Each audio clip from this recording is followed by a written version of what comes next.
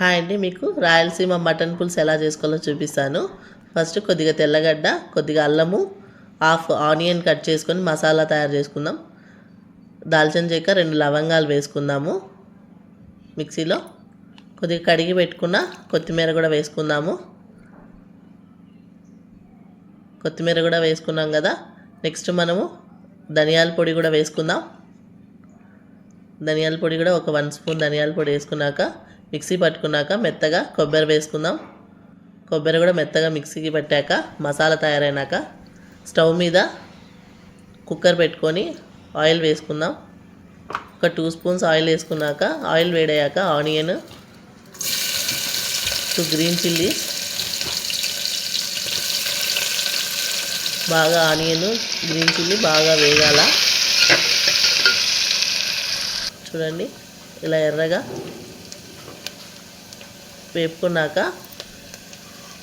మనము తయారు చేసుకున్న మసాలాని ఇప్పుడు వేసుకుందాం. మసాలా వేసుకుందాం. చూడండి, మసాలా కూడా ఫ్రై చేసుకుందాం నిదానంగా. సిమ్లో పెట్టుకొని ఈ ప్రాసెస్ అంతా చేసుకోవాలా. చూడండి, ఇలా అడుగు పట్టిందంటే మసాలా బాగా ఫ్రై అయినట్టు. మటన్ కూడా వేసేసుకుందాం ఫ్రై అయ్యాక, మసాలా స్మెల్ పోయాక, పచ్చివాసన.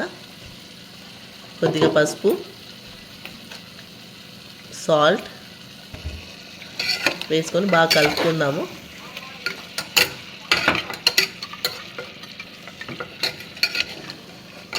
చూడండి, ఇలా కలుపుకోవాలి. బాగా ముక్కలకి మసాలా పట్టేలాగా కలుపుకోవాలి. కొద్దిగా కారము వేసుకొని కూడా బాగా కలుపుకుందాం. చూడండి, ఇలా ఆయిల్ అంతా బయటకు వచ్చేలాగా ఫ్రై అయ్యాక 2 టమాటాస్ కట్ చేసుకొని వేసుకుందాం. టమాటాలు కూడా బాగా కుక్ అవ్వాలి. సిమ్లో పెట్టుకొని ప్రాసెస్ అంతా చేసుకోవాలి. చూడండి, ఇలా మసాలా అంతా బాగా డ్రై అయిపోవాలి. పీసెస్కి బాగా పట్టాలి మటన్కి అంతా. అలా డ్రై అయ్యాక మసాలా అంతా మనం ఒక 1 గ్లాస్ వాటర్ పోసుకుందాం. మటన్ బాగా ఉడకాలంటే కొద్దిగా వాటర్ పడతాయి మటన్కి. కొద్దిగా కొత్తిమీర కూడా వేసుకుందాము.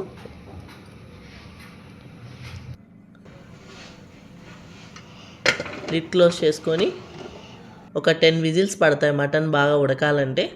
చూడండి ఎంత బాగా ఉడికిందో. ఇలా ఆయిల్ అంతా పైకి తేలాలి.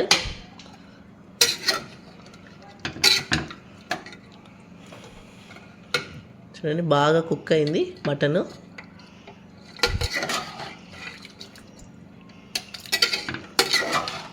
పీసెస్ కూడా బాగా మెత్తగా ఉడికాయి. చూడండి, సాఫ్ట్గా ఉంది. Thank you.